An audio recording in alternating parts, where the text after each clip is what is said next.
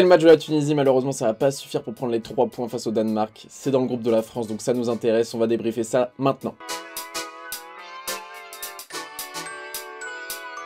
Et donc on commence directement par les compositions d'équipe, la famille. Il y a pas mal de joueurs dont on va parler après dans les tops, dans les flops, dans le match.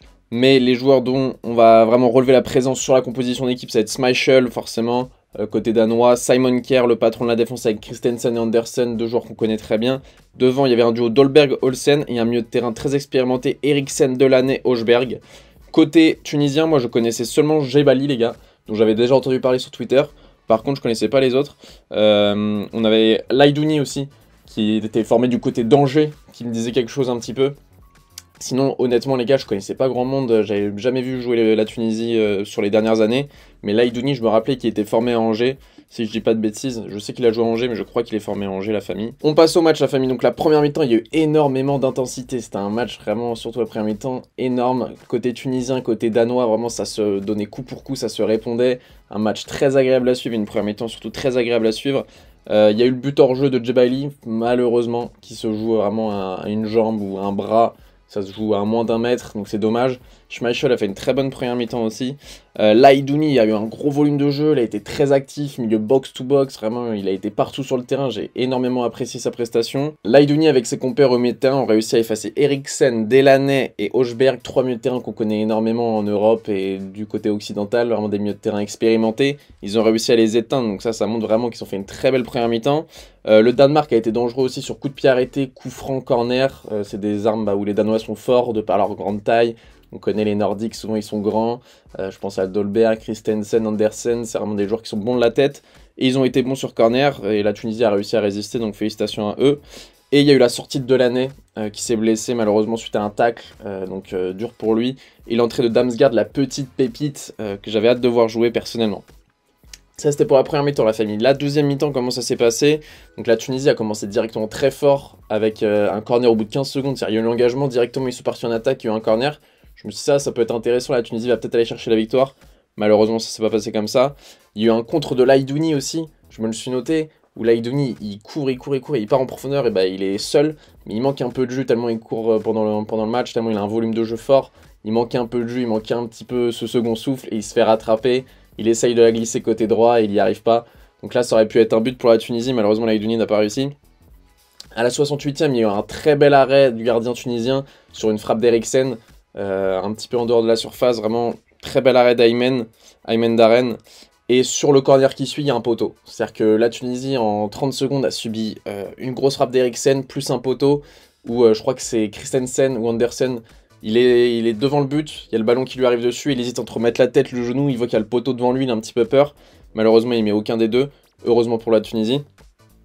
Je me suis noté aussi qu'à la 70e, il y a la petite pépite de Manchester qui est rentrée, le petit Hannibal Mejbri, que j'avais hâte de voir jouer. Au final, on l'a pas beaucoup vu, puisque c'était un moment où la Tunisie vraiment était en résistance, en défense, et lui c'est un joueur offensif.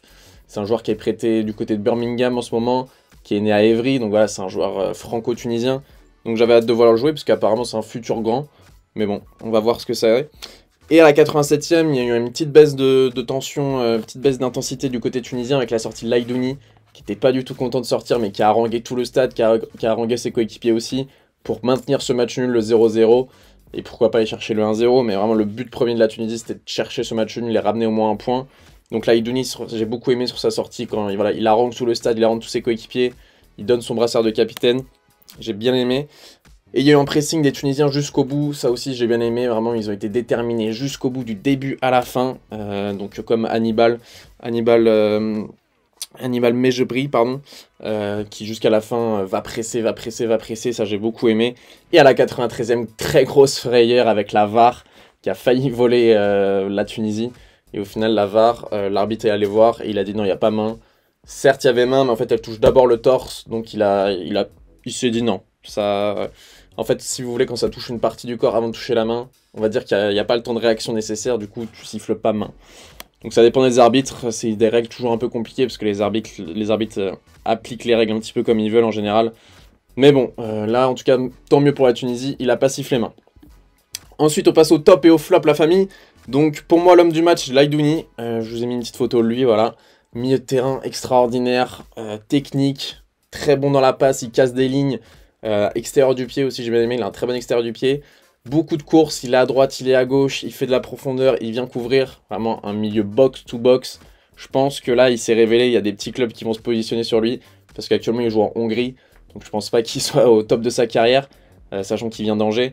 Donc pourquoi pas un club vraiment de Ligue 1 ou un petit club de Première Ligue qui s'intéresse à lui. Et s'il confirme dans le deuxième, dans le troisième match, ça peut être une très belle opportunité pour lui. Deuxième top, j'ai mis Gelabil numéro 9 que j'ai adoré en pivot. Vraiment, on lui faisait la passe. Il est pas très grand. Il arrivait à bien protéger son ballon. Il arrivait à redistribuer.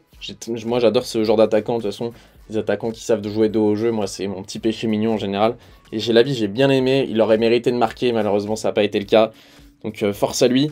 Et j'ai bien aimé aussi Mskani. Je sais pas exactement comment ça se dit, mais c'est le capitaine. Avant sa sortie, j'ai beaucoup aimé. Des très belles passes. Notamment en phase offensive. C'est un joueur plutôt milieu de terrain défensif si j'ai pas de bêtises à la base. Et en phase offensive, il distribuait bien, il faisait bien circuler le ballon de gauche à droite. Il avait toujours le bon tempo dans la passe. Quand fallait mettre bien entre les lignes, il la mettait. Quand fallait sécuriser la première passe à la relance, il rejouait derrière, il le faisait aussi. Je l'ai trouvé très intelligent personnellement. En flop, j'ai mis Slimane, que j'ai pas beaucoup vu. Donc voilà, je me suis dit, il a un nom assez particulier, Slimane. Et au final, non, il n'a pas été, je le connaissais pas, je l'ai vu tirer un corner, et sinon je l'ai pas beaucoup vu, il a perdu pas mal de ballons, donc je le mets en flop, mais c'était vraiment pour mettre un flop côté tunisien, mais sinon toute l'équipe a été très bonne. Dolberg, côté danois, qui a été transparent, de toute façon on a l'habitude, en Ligue 1 il est toujours transparent, il marque des buts mais il est transparent, et là quand il marque pas, il est encore plus transparent. Et Olsen, l'autre attaquant, vraiment les deux attaquants ont été mauvais côté danois, donc je les mets en flop. Voilà la famille, dites-moi ce que vous en pensez dans les commentaires. Moi j'ai adoré ce match, certes c'est un 0-0, mais je trouve que c'était un très bon 0-0, je me suis pas du tout fait chier. Il y avait des occasions, il y avait de l'intensité, il y avait des beaux gestes techniques. Un match de foot comme je les aime, il manque juste les buts. Donc voilà la famille, n'hésitez pas à liker, à commenter et à vous abonner pour plus de débriefs. C'était BR10, bonne matinée, bonne journée, bonne soirée, bonne nuit. Peace!